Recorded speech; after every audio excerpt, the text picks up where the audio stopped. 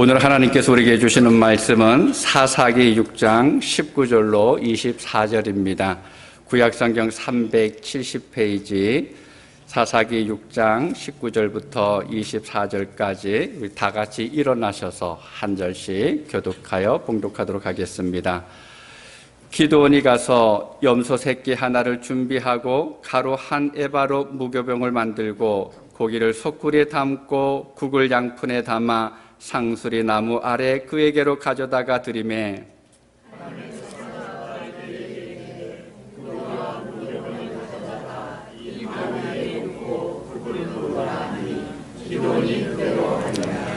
여호와의 사자가 손에 잡은 지팡이 끝을 내밀어 고기와 무교병에 대니 풀이 바위에서 나와 고기와 무교병을 살랐고 여호와의 사자는 떠나서 보이지 아니한지라.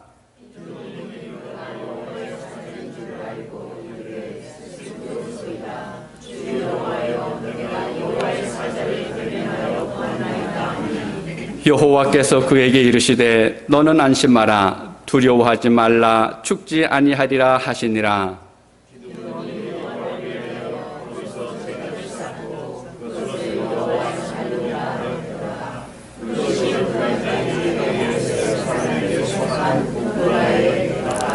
아멘. 예, 자리에 앉아주시기 바랍니다. 여러분의 사랑과 배려 덕분에 휴가 잘 지내고 왔습니다. 이번에는 멀리 가지 않았습니다. 이 근처에서 지냈는데 첫 주간에는 기도원에 다녀왔습니다. 그때 많이 추웠었죠. 눈도 많이 내렸고 또 눈이 그치는가 싶더니 또 비가 내리고 그러면서 또 추위가 몰려왔습니다. 기도원에 있는데 바람이 상당히 세게 불더라고요. 나무가 많이 흔들리는 것을 이제 보았습니다. 그러다가 또 햇빛이 쨍하게 내리는 그런 날이었습니다.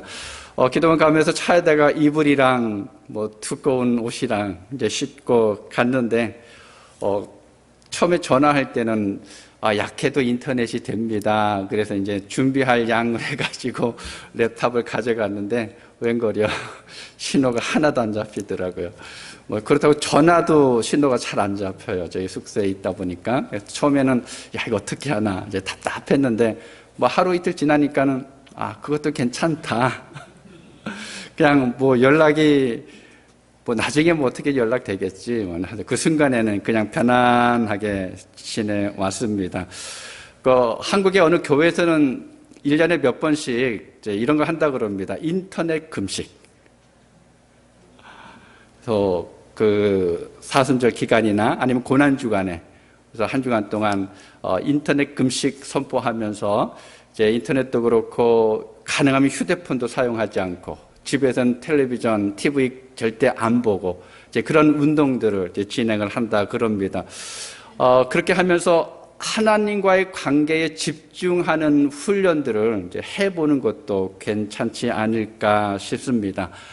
그리고 지난주에는 집으로 돌아오는데 중간에 눈이 내려서 큰 문제는 없었지만 눈 오는 길에 운전을 하다 보니까 이제 운전대를 잡고 있는 손에 자꾸 힘이 들어가더라고요. 힘이 들어가기도 하고 또 아울러서 이제 신경이 이제 예민해지는 이제 그러한 일도 있었습니다.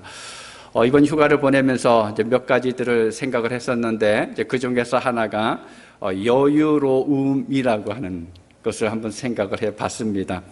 보통 때는 운전하면 약속이 시간이 잡혀 있으니까 하다 보면 조급해지죠. 그리고 긴장이 됩니다. 늦지 않고 좀이라도 더 일찍 가려고 하다 보니까 옆에 어떤 차들이 갑자기 들어오면 이제 신경적인 이제 반응도 나도 모르게 나올 때가 있었는데, 그런데 이번 휴가 기간 동안에는 그럴 필요가 하나도 없었습니다. 시간에 어떤 약속들이 없었으니까 그냥 가는 대로 흘러가는 대로 가다 보니까 운전하는 것이 힘이 들질 않았습니다. 오히려 재미가 있더라고요. 운전도 이렇게 또 재미있어지는구나 라고 하는 것을 이제 경험을 했습니다. 조급해지다 보면 나 중심이 되게 되죠. 다른 사람을 배려하지를 못합니다.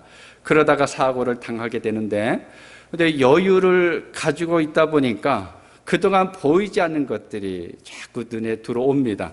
길거리를 가면서 자연들도 예전보다 더 자세히 보이고 또 눈에 들어오지 않았던 것들도 보입니다. 또 옆에 같이 가던 차 안이 보입니다. 저 사람들이 저렇게 또 운전하고 가고 있구나라고 하는 것들도 보이게 되는데 무엇보다도 마음이 즐겁고 피곤하지가 않았다라는 겁니다. 이제 그러면서 하나 생각한 것이 뭔가 하면 믿음도 그렇지 않을까. 믿음이라고 하는 것도 여유가 있으면 그렇게 되지 않을까라고 하는 것을 생각했습니다.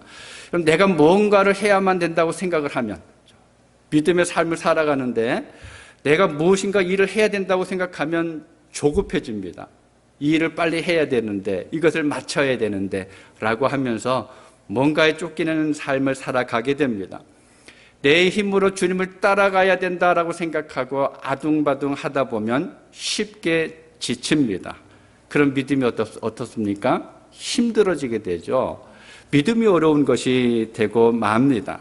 다른 지체를 돌아볼 수 있는 여력이 없습니다. 그러다 보면 일은 보이는데 이건 이렇게 해야 되고 저건 저렇게 해야 되고 하면서 일은 보이는데 정작 보아야 할 주님은 보이지 않는다라는 거예요. 일만 보입니다. 분명히 열심도 있습니다. 헌신하는 것도 있습니다. 주님을 향한 믿음도 있습니다. 그런데 주님이 계셔야 할 자리가 없다라는 거예요. 그런데 믿음의 여유를 가지면 주님이 보이기 시작을 합니다. 주님과 함께하는 것이 그냥 마냥 즐겁습니다. 그동안 너무 바쁘게 움직이느라고 주님이 말씀하셨던 것들이 기억나지 않았었는데 여유를 가지다 보니까 이 말씀들이 하나하나 생각이 납니다.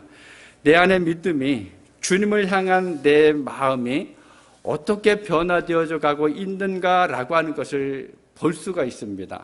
내 믿음의 상태가 이렇구나. 내가 하나님 앞에 이런 모습으로 서 있구나라고 하는 것을 발견할 수가 있다라는 거예요.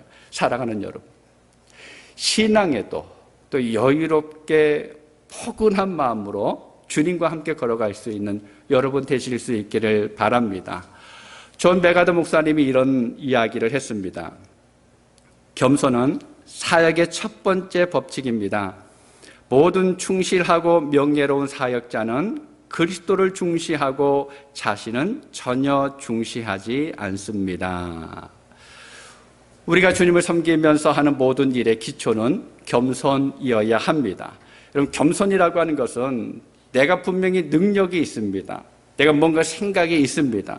그럼에도 불구하고 이것이 절대적인 것이 아니다라고 인정하는 데서 시작하게 됩니다. 내가 다른 사람보다 더 낫다라고 하는 생각이 드는 순간 관계가 깨어질 수도 있고 분열이 시작될 수가 있습니다. 이런 지나친 자기 주장은 폭력적으로 나타날 때가 있죠. 심지어 스펄전 목사님은 이렇게 말씀하시는데 기도하지 않고 성공했다면 성공한 그것 때문에 망한다라고도 이야기했습니다. 내 모습을 진솔하게 하나님 앞에 내려놓고 기도하는 사람이 겸손한 사람입니다. 오늘날 우리가 살아가는 세상이 어떻습니까? 점점 더 분열이 많아지고 있습니다. 폭력이 점점 더 강해져 가고 있습니다. 왜 그렇습니까? 겸손함이 없다라는 것입니다. 다른 사람을 인정하지 않으려고 하는 고집 때문에 그렇습니다. 구약의 사울은 어떻습니까? 처음에 하나님 앞에 부름을 받을 때는 내가 어떻게 그 일을 감당합니까? 라고 겸손한 사람이었었는데 그런데 그 이후에는 다윗을 질투하고 그를 죽이려고 했고 그로 인해서 이스라엘이 혼란에 빠졌습니다. 여러분, 자기중심적인 태도는 파괴적이 되고 맙니다. 그런데 이 진정한 겸손이라고 하는 것은 십자가 안에서만 발견된다라는 거예요. 그리스도 안에서 자신을 내려놓고 참된 겸손을 경험할 수가 있습니다. 그리고 이 겸손은 우리를 하나님 앞에 무릎 꿇게 만듭니다. 기도하면서 나를 자꾸 비워내게 됩니다. 대신에 뭘로 채웁니까? 하나님의 마음으로 채워가게 된다라는 겁니다. 여러분, 겸손하십니까?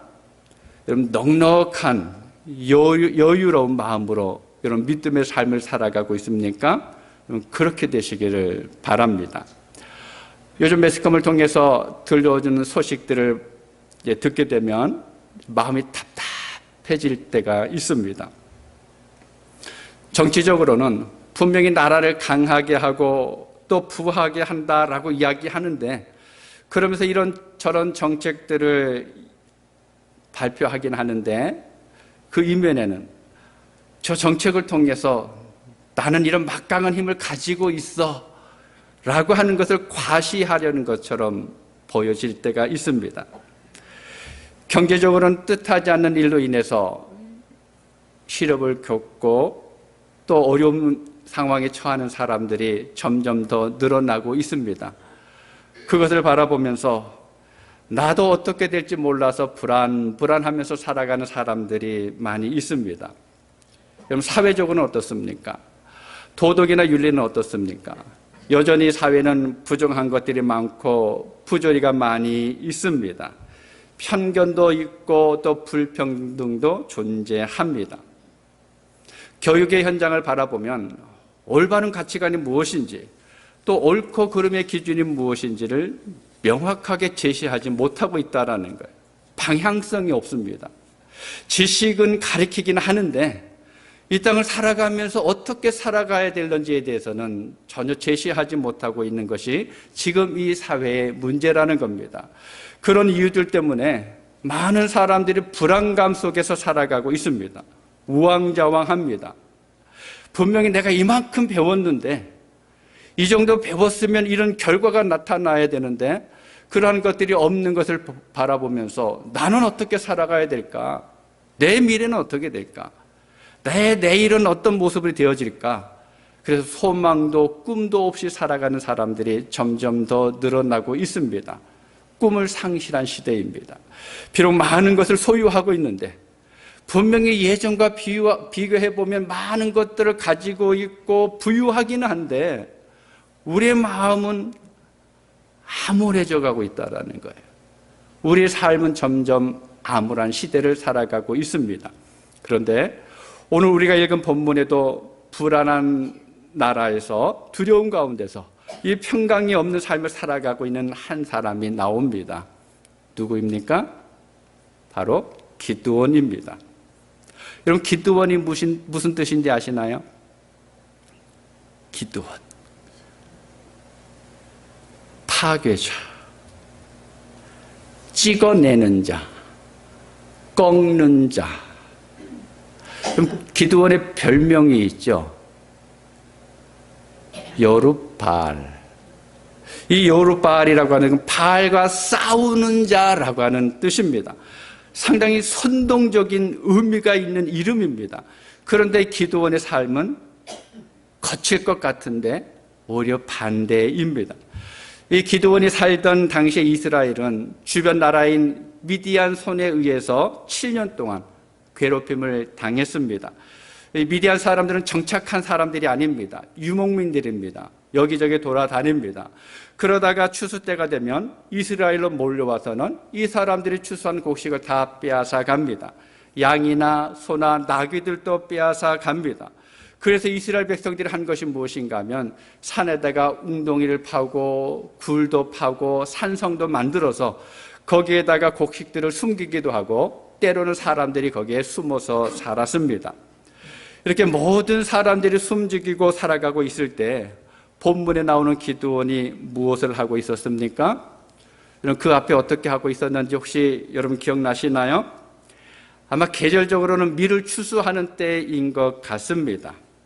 보통 추수한 다음에 타작을 하게 되죠. 그런데 이 타작을 할 때는 바람이 잘 부는 곳에서 해야 합니다. 넓은 마당이나 아니면 들판에서 바람이 부는 데서 해야지 이 타작할 때 쭉정이나 가라지가 날려가고 알곡만 모아지게 됩니다. 그런데 이 기드온이 추수한 이 밀을 어디서 타작했다라고 이야기하고 있습니까? 사사기 6장 11절 중반에 보면 마침 요아스의 아들 기드온이 미디안 사람에게 알리지 아니하려 하여 밀을 포도주 틀에서 타작하다니. 포도주 틀은 보통 낮은 곳에 커다란 바위를 파고 또 거기에 바람이 먼지가 들어오지 않도록 이렇게 가로막은 곳입니다. 그곳에는 바람이 불지 않습니다. 그런데 그곳에서 기드온이 타작을 하고 있는 이유가 뭐라고 이야기하고 있습니까? 미디안 사람들에게 들키지 않으려고. 미디안 사람들을 몰래 하고 있다라는 겁니다. 왜 그렇습니까? 그 사람들이 두려웠기 때문에 그렇습니다. 혹여나 내가 이것을 타작하고 있는데 저 사람들이 와서 이것을 빼앗아가지는 않을까? 그래서 빼앗기지 않기 위해서 바람도 들어오지 않는 곳에 숨어서 타작하고 있는 기드온의 모습을 한번 생각해 보시기 바랍니다. 여러분, 그 그림을 그려보면 얼마나 가슴 졸이면서 불안해하고 조마조마하게 타작하고 있는지를 우리가 볼 수가 있습니다. 자, 그러면 여러분, 지금 우리가 살아가고 있는 세상은 어떤 것 같습니까? 기드온이 그랬던 것처럼 삶에 대한 염려와 또 불안 때문에 이 세상을 살아갈 때 조마조마하면서 살아가는 사람들이 얼마나 많이 있습니까? 삶이 위태롭습니까? 아무것도 보이지가 않습니다. 내일에 대한 소망이 없습니다. 어떻게 해야 될지 몰라서 그 암담함 때문에, 두려움 때문에 밝은 곳으로 나와야 되는데 나오지 못하고 엉뚱한 길로 접어드는 사람들이 얼마나 많이 있는지 모릅니다. 여러분, 나를 한번 바라보시기 바랍니다. 접어지 마시고요. 여러분 자신을 한번 가만히 살펴보시기 바랍니다. 2025년 이제 2달이 지나갑니다. 이 2달 되어지는 동안에 혹여나 여러분의 마음 속에, 여러분도 모르는 사이에 여러분의 삶 속에서 평강을 빼앗아버린 그 걱정과 두려움이 없습니까? 여러분, 2달 동안 나는 행복했어, 난 2달 정말 잘 살았어 라고 여러분 자부하면서 이야기할 수 있습니까? 여러분의 마음에 있는 평강을 빼앗고 있는 것이 무엇입니까? 아니, 지금 이 순간에 나를 두렵게 만드는 것이 무엇입니까? 사사기 6장 12절에 보면 여호와의 사자가 기드온에게 나타나 이르되 큰 용사여 여호와께서 너와 함께 계시도다 하매라고 이야기합니다. 그리고 나서 이 기드온을 향해서 내가 이스라엘을 구원하라 라고 이야기합니다. 이때 기드온이 그 말을 듣고 사사기 6장 15절에 보면 이렇게 말합니다. 그러나 기드온이 그에게 대답하되 오 주여, 내가 무엇으로 이스라엘을 구원하리이까? 보소서, 나의 집은 므낫세 중에 극히 약하고 나는 내 아버지 집에서 가장 작은 자니이다 하니. 내가 큰 용사라고요? 하나님이 나와 함께 하신다고요? 그러면 지금 내 형편은 뭡니까? 애굽에서 조상들을 구원해내신 하나님이라고요? 그 하나님이 지금 어디에 계신 겁니까? 보세요. 제 집안은 므낫세 지파 중에서 가장 약합니다. 그리고 저는 제 집안에서 가장 보잘것없는 사람입니다. 저는 소심한 사람입니다. 저는 겁쟁이입니다. 기드온이 말하는 것을 가만히 살펴보면 이 기드온이 가지고 있었던 두려움은 먹고 사는 경제적인 그 문제뿐만이 아니라 집안 형편 때문에 불만족과 또 자기 자신에 대한 열등의식에 사로잡혀 있다라고 하는 것을 발견할 수가 있습니다. 우리도 살아가다 보면 그럴 때가 있습니다. 이 땅을 살아가면서 먹고 사는 문제로 인해서, 건강의 문제로 인해서, 또 부부나 자녀들로 인한 가정의 문제들, 나 자신의 문제, 또 인간관계의 문제로 인해서 두려워할 때가 있습니다. 더 나아가서는 우리가 살아가야 될 내일의 불확성 때문에, 그 불확실성 때문에 삶의 평안을 잃어버릴 수도 있습니다. 우리가 살아가는 세상의 모습이라는 거예요. 그럼 어떻게 해야 될까요? 그냥 그렇게 살다가 하나님께서 부르시면 그냥 하나님 나라로 가면 되는 걸까요? 아닙니다. 우리는 평강을 찾아야 합니다. 그런데 우리가 어떻게 잃어버린 삶의 평강을 찾을 수 있을까? 분명히 이걸 찾아야 되는데 내가 어떻게 하면 찾을 수 있을까? 아니, 우리가 어떻게 해야지 현재 우리를 붙들고 있는 이 두려움과 염려를 떨쳐버리고 하나님께서 우리에게 주셨던 평안과 소망 가운데서 내일을 향해서 힘차게 걸어갈 수가 있느냐라고 하는 것입니다. 이 정답이 달라진 기드온의 모습에서 발견할 수가 있습니다. 두려움과 불만족과 그리고 열등감에 사로잡혀서 그래 굴 속에서 숨어서 타작하고 있었던 이 기드온이 어떻게 달라졌는가 하면 6장 30절을 우리 함께 읽도록 하겠습니다. 성읍 사람들이 요아스에게 이르되 내 아들을 끌어내라.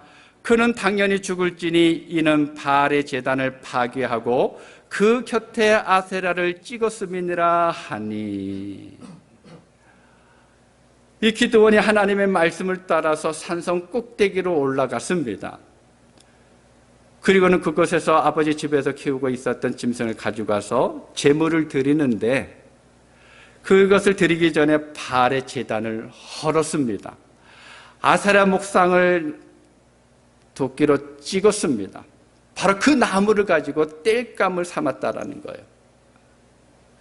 이것을 알았던 성읍 사람들이 기드온의 아버지인 요아스에게 와서 그 기드온을 빨리 찾아내라라고 이야기합니다. 또 다른 하나의 사건이 있습니다. 33절 34절에 보면 이렇게 기록합니다. 그때 미디안과 암말렉과 동방 사람들이 다 함께 모여 요단강을 건너와서 이스라엘의 골짜기에 진을 친지라. 여호와의 영이 기드온에게 임하시니 기드온이 나팔을 불매 아비에셀이 그의 뒤를 따라 부름을 받으니라. 미디안이 이스라엘의 치로 올라오는 것을 보고 지금까지는 숨어서 목숨을 구했었는데, 그런데 그것과는 다르게 어떻게 하고 있습니까? 앞에 가고 있다라는 것. 나팔을 불면서 지금 군사를 모집하고 있습니다. 지금 기드온은 행동만 달라진 것이 아니라 사람 자체가 변화됐습니다. 도대체 무엇 때문에 그랬을까? 바로 얼마 전까지 두려움 때문에, 열등감 때문에, 불만족 때문에 그래서 아무것도 하지 못하고 있었던 이 사람이 어떻게 한순간에 이렇게 전혀 다른 사람의 모습으로 변화될 수 있었을까요? 더 이상 굴 속에 숨지 않고 오히려 자기 자신을 드러냅니다. 나팔을 불면서 나를 따라오라라고 이야기하고 있습니다. 그렇게 했었던 이유가 무엇입니까? 그것은 바로 그의 마음을 사로잡고 있었던 두려움이 사라지고 평강이 찾아왔기 때문에 그렇습니다. 그의 삶의 모든 염려와 걱정 대신에 평안과 안정이라고 하는 것이 그 마음에 가득 찼기 때문에 그렇습니다. 여러분, 어떻게 한순간에 그 마음에 평강이 왔을까요? 무엇 때문에 그렇습니까? 오늘 본문 22절, 23절을 함께 읽도록 하겠습니다. 기드온이 그가 여호와의 사자인 줄을 알고 이르되 슬프도소이다. 주 여호와여, 내가 여호와의 사자를 대면하여 보았나이다 하니 여호와께서 그에게 이르시되 너는 안심하라. 두려워하지 말라. 죽지 아니하리라 하시니라. 아멘. 두려움 가운데 포도주 틀에 숨어서 밀을 타작하던 기드온에게 여호와 하나님께서 찾아오셨습니다. 그분이 하나님이다라고 하는 사실을 알게 됐을 때 기드온은 삶에서의 두려움뿐만 아니라 야, 이제 내가 진짜 죽었구나. 내가 하나님 만났으니까 여지없이 죽을 수밖에 없겠구나 라고 하는 그 두려움에 또다시 사로잡히게 됩니다. 여러분, 기드온이 하나님을 만난 다음에 뭐라고 했습니까? 슬프도소이다. 슬프도소이다. 여러분은 하나님을 만나면 어떻게 하실 것 같습니까? 어떤 표정 지으실 것 같습니까? 다들 얼굴 웃음이 확 피는데, 여러분, 하나님을 만나면 기뻐해야 되는데 뭔가가 새로운 일이 일어날 것을 기대하면서 하나님을 바라봐야 하는데 기드온은 슬프다라고 이야기합니다. 하나님, 내가 죽을 수밖에 없습니다 라고 이야기합니다. 왜요? 기드온은 지금까지 그런 하나님을 믿고 있었기 때문에 그렇습니다. 두려운 하나님, 무서운 하나님, 마음에 들지 않으면 내 생명을 빼앗아가는 하나님. 그래서 하나님을 만났는데도 아무것도 하지 못하고 벌벌벌 떨고만 있었던 것입니다. 여러분, 그런데 그렇게 두려움에 사로잡힌 기드온에게 하나님께서 뭐라고 말씀하셨습니까? 안심하라. 두려워하지 말라. 죽지 아니하리라. 기드온이 지금까지 한 번도 생각하지 못했던 하나님의 말씀이었습니다. 그 말씀을 듣는 순간에 이 기드온의 마음속에 평안이 확 밀려왔다라는 거예요. 그래서 24절에 보면 기드온이 여호와를 위하여 거기서 제단을 쌓고 그것을 여호와 살롬이라 하였더라. 그것이 오늘까지 아비에셀 사람에게 속한 오브라에 있더라라고 기록하고 있습니다. 여러분, 기드온에 있었던 그 두려움이 사라지고 마음의 삶의 평강을 찾았던 것은 평강이신 하나님, 여호와 살롬이신 하나님을 만났기 때문에 그렇습니다. 사랑하는 여러분, 기드온이 두려움 속에서 삶의 소망이 삶으로 바뀌어진 것은 그 이유는 환경이 달라졌기 때문에 그런 것이 아닙니다. 만족하지 못했던 그 기드온이 이제는 만족하면서 살아갈 수 있었던 것은 그가 능력의 사람이 되었기 때문인 것은 아닙니다. 기드온의 환경은 여전히 똑같습니다. 두려운 일들이 계속해서 일어나고 있습니다. 그 나라의 상황은 여전히 마찬가지입니다. 가정의 환경도 불안한 상태가 계속되어지고 있습니다. 그런데 기드온은 달라졌다라는 거예요. 다른 것은 다 똑같은데 기드온의 마음이 달라졌습니다. 그 이유가 무엇입니까? 여호와 살롬, 평강이신 하나님을 만났기 때문에 그렇습니다. 그 하나님이 내 하나님이다라고 하는 것을 확인했기 때문에 그렇습니다. 여러분, 이 평강은 내가 얻어내는 게 아닙니다. 내가 무엇인가를 했기 때문에 주어지는 것이 아닙니다. 어떻게 해야 됩니까? 하나님을 만나야 합니다. 하나님을 경험해야 합니다.